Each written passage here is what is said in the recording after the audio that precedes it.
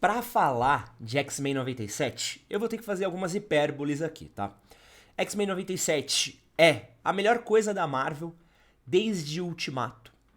É uma das melhores coisas da Marvel desde que a Disney assumiu e é uma das melhores retratações dos X-Men fora dos quadrinhos. E pra gente poder terminar aí com uma última hipérbole muito poderosa, talvez seja uma das melhores animações de super-herói que a gente tem. E acho que a gente precisa alinhar expectativas aqui, né? Acho que quando falaram que ia ter um reboot da animação dos anos 90 dos X-Men, eu confesso que eu não fiquei muito animado, muito empolgado não. Porque a gente já sabe a qualidade que a Disney tem tratado os personagens da Marvel nos últimos anos. Continuar uma série dos anos 90 virava uma coisa meio questionável do por que isso? Por que não uma nova adaptação? Por que continuar o desenho? Será que faz sentido? Será que vai usar só o fator nostalgia?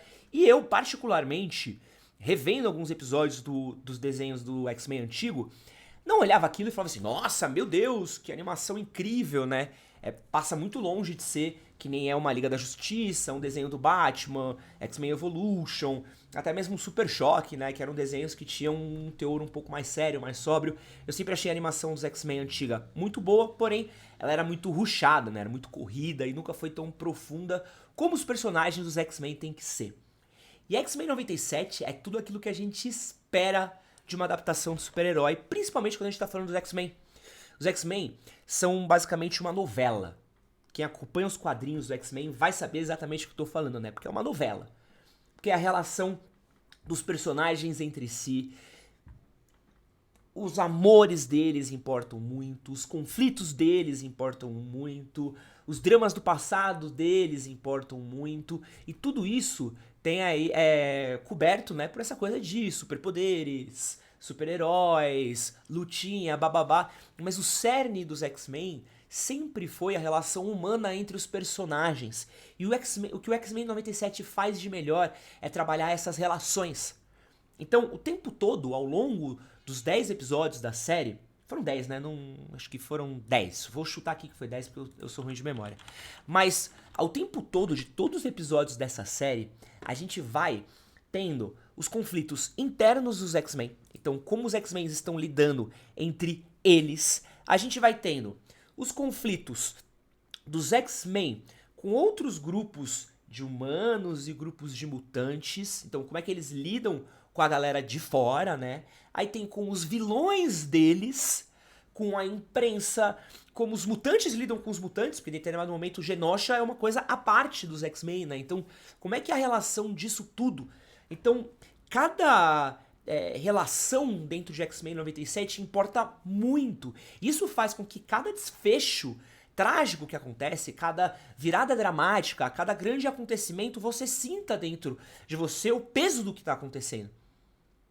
O episódio 5, se eu não me engano, que é o de Genosha, ele não teria o impacto que ele teve se eles não tivessem trabalhado tão bem os personagens ao longo dos primeiros episódios. Você não sentiria tanto o peso daquilo que está acontecendo se a importância dramática daquelas relações não fosse tão grande.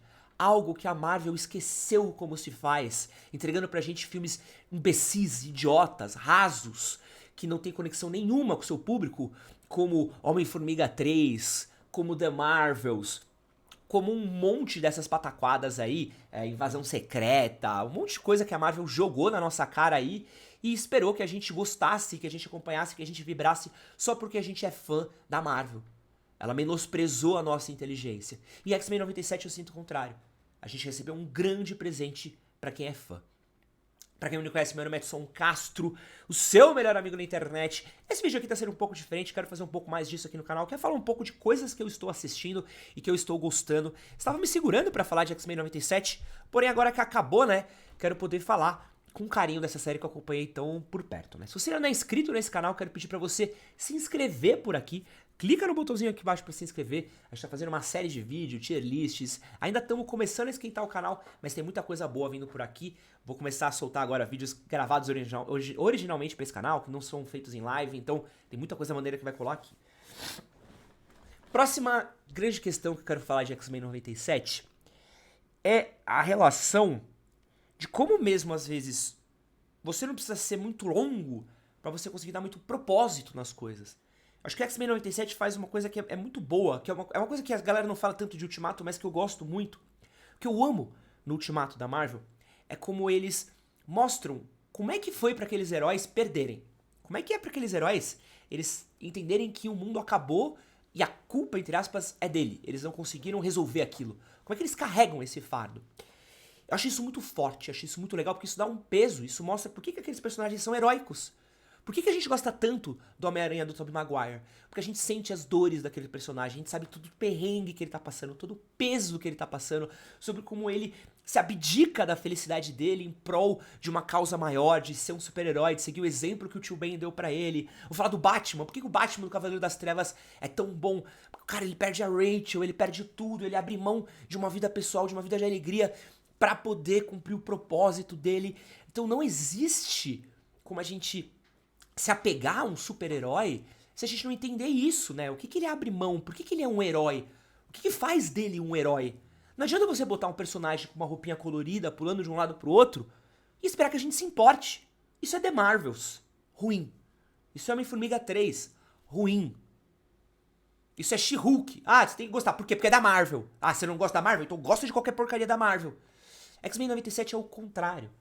Ele olha e fala assim, vamos falar um pouquinho aqui, ó, dessa paradinha daqui, vamos tirar um pouco dos X-Men da zona de conforto dele. Como é que os X-Men lidam com o Magneto? Como é que os X-Men lidam com quando eles querem ser pais e querem seguir a vida deles? Como é que os X-Men lidam entre eles como amigos, como família? Como é que os X-Men lidam com as relações amorosas que não podem acontecer? Então, tudo isso vai deixando você tão preocupado.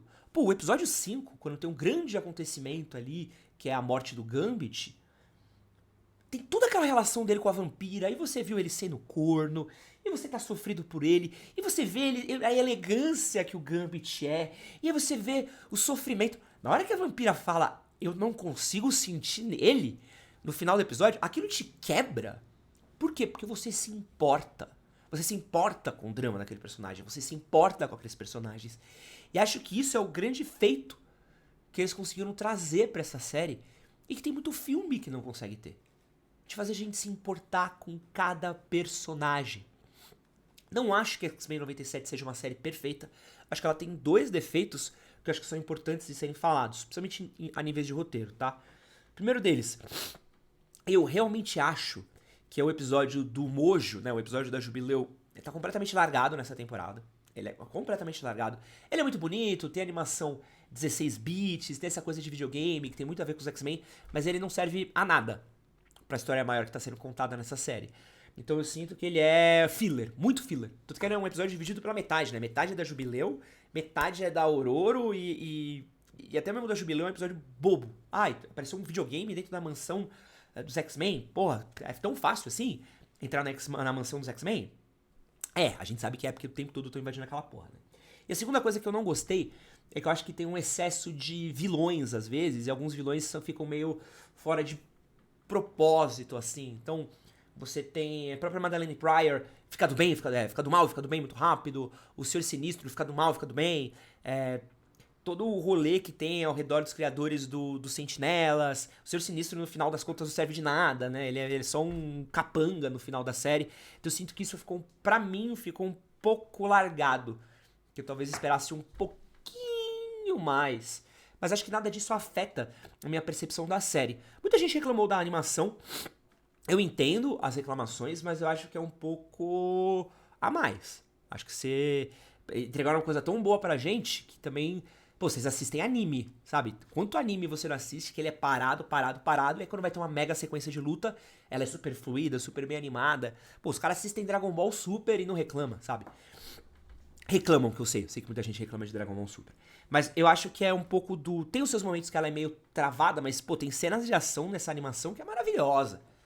Pô, a sequência do Wolverine lutando no céu contra os Sentinelas, a Ororo recuperando seus poderes, a invasão de Genosha, a luta da Madeleine Pryor, aquela sequência que o Ciclope pula do jato. A gente tem passagens incríveis.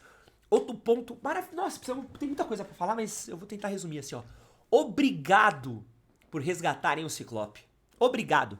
Obrigado por fazerem X-Men ser sobre algo além do que o Wolverine. Pô, que ótimo que transformaram o Wolverine num coadjuvante. Deixa ele de canto. Ah, é legal, Wolverine, vai lá, vai lá. Putz, cara, o Ciclope é mais do que um corno, ele é um líder, ele é o filho do Xavier. E a gente não viu, nos cinemas a gente não viu nada disso. O Ciclope mal aparece nos filmes direito, a gente não consegue se importar com o Ciclope. Pô, você pega aí Dias do Futuro Esquecido, que talvez seja um dos melhores filmes dos X-Men. Pô, o Ciclope não é nada, sabe? Ele mal tá lá. Então a gente precisa. Acho que nem tá lá, na verdade, né? Tá só no finalzinho. Então a gente não tem uma representação boa do Ciclope. No X-Men 2, ele desaparece no começo do filme. X-Men 1, ele é só um corno. Então que bom que a gente tem um líder dos X-Men. Um cara que ele é líder, que ele tem que liderar, que ele tem que passar pelos conflitos de ser um líder, né? Como é que você agrada todo mundo? Como é que eu alio o meu ideal com o ideal do que é o Xavier, do que é o ideal dessa instituição? Como é que eu lido com os dramas da política desse mundo? Como é que eu lido com a imprensa desse mundo? E aí você tem a relação dele com a Jean Grey, a gente poder trabalhar muito bem trabalhado, a Vampira com o Gambit, o Magneto, poder falar um pouco sobre o Fera, poder deixar o Fera ser esse líder intelectual dos X-Men também, né? Esse cara que ele é essa coisa... É a cabeça dos X-Men, né? Em outro sentido que não é o do Xavier. Você poder ter um Noturno que traz uma visão religiosa. Olha que delícia, cara. Olha como tem tanta coisa boa que não é só o... vou cortar todo mundo porque eu sou o Wolverine. Eu tenho 12 anos e sou radical. Olha quanta coisa profunda tem nos X-Men. Além do que é o Wolverine. Além dos clichês do Wolverine. Eu perdi minha memória. Eu lutei contra o Dente de Sabre. Eu recuperei parte da minha memória, mas esqueci de novo. Eu amo a Jean Grey. Eu não amo a Jean Grey. Meu Deus, eu sou muito mal. Eu vou ficar sozinho. Tipo, Coracle tem muita coisa pra se explorar. Quantos personagens, quantas complexidades não tem pra fazer e que vão além desse clichê. E eu acho que o X-Men 97 faz isso muito bem. Te dá o peso certo pros personagens. A Tempestade... Que aula que foi a Tempestade, assim, dela entendendo quem ela é, se reconectando com os poderes dela, com a natureza, com essa coisa do que travava ela dentro dela. Então, uma coisa incrível, esse esmero de vamos trabalhar bem cada personagenzinho. E acho que no fundo, assim, é um presente pra quem é fã dos X-Men. Eu, particularmente, não amo viagem no tempo. Então, o jeito como termina o episódio, eu já fico meio, caralho, porra de viagem do tempo, porra, sabe, fiz essa porra no cu, não aguento mais viagem no tempo, sabe? Mas, eu acho que foi tão bem feito isso, que eu tenho medo. Porque assim, pra mim, eu acho que isso deveria ser uma lição pra quem tá adaptando o X-Men pro cinema, de olhar e falar assim, irmão, pega a barra, sobe. Não vai entregar uma série fraca. A gente não pode entregar um Cavaleiro da Lua, a gente não pode entregar um She-Hulk, a gente não pode entregar um Homem-Formiga, um Eternos. Não, a gente precisa entregar um bagulho bom. Precisa entregar um bagulho da hora. Que mescle ação, drama, desenvolvimento de personagem e que já foi feito nos cinemas, tá? Que X-Men 2 é um baita de um filme, X-Men 1 é bom, o X-Men Dias de um Futuro Esquecido é bom, Primeira Classe é excelente. Já foi feito. Só não é essa babaquice que a Marvel gosta de jogar pra gente, vocês adoram bater palma porque vocês são nerdola. Não, já foi feito. Mas qual que é o meu medo? Que a Disney aprenda disso tudo então a galera quer reboot. Então vamos rebootar o desenho do Homem-Aranha, vamos rebootar o desenho do Homem de Ferro, vamos fazer um desenho da Liga da Justiça, vamos rebootar o desenho do Hulk, porque essa não é a lição que a gente quer. Porque assim, a gente tá hiper saturado de super-herói, eu não aguento mais filme de super-herói. Eu gostava muito de super-herói, mas aí o filme super-herói não é que só conseguiu estragar o gênero pra mim, tá conseguindo estragar cinema.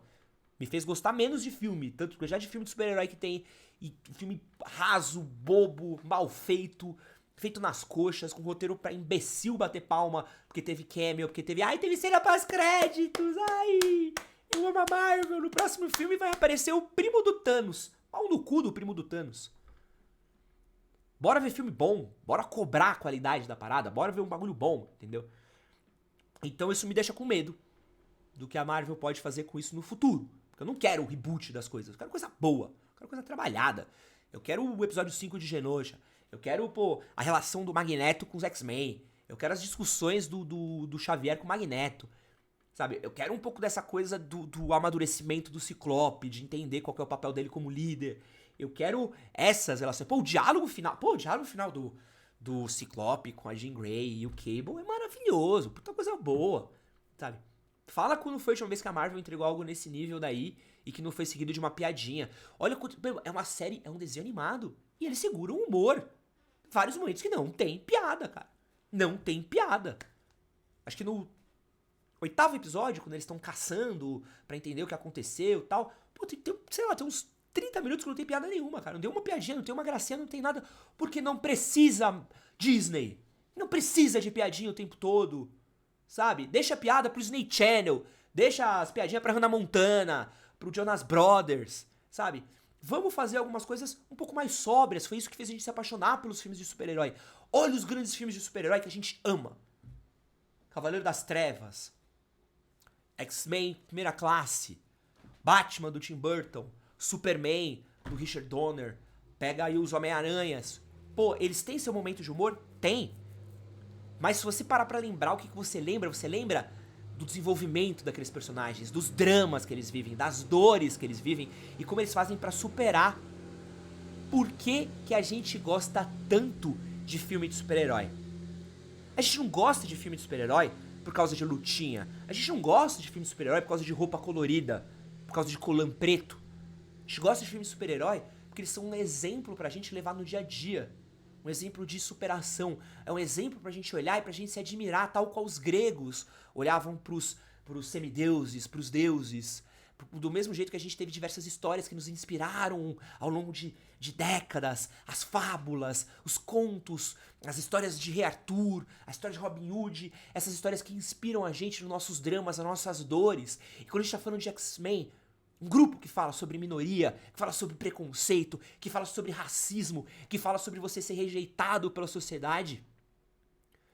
Você tem um grupo de pessoas que, apesar de tudo isso, apesar de todas as dores, todos os sofrimentos, todas as decepções com o mundo, eles ainda perseveram. Eles não desacreditam do bem da humanidade. Eles não desacreditam que a gente pode viver um mundo com mais tolerância. Eles não desacreditam que dá pra gente superar tudo isso, que as pessoas boas são a maioria do que as pessoas ruins e que apesar de todas as dores a gente encontra os nossos amores, os nossos próximos. As pessoas que estão do nosso lado, que compartilham o mesmo ideal que a gente. E apesar que às vezes talvez o mesmo ideal não seja a mesma coisa que a nossa, eles ainda são nossos aliados. E que a gente pode acreditar nisso. É isso que a gente precisa, essa história de super-herói que a gente precisa. Piadinha, lutinha, roupinha colorida, deixa aí pra desenho infantil, deixa aí pra outras coisas, ou deixa no passado. A gente vai entender daqui a um tempo se X-Men 97 foi uma virada de página pra Marvel, ou se foi aí a última pá de cal, né, de qualidade que ela tinha pra entregar a gente aí no audiovisual. Acompanhemos. Mas conta pra mim aí, o que você achou de X-Men 97? É nóis, valeu!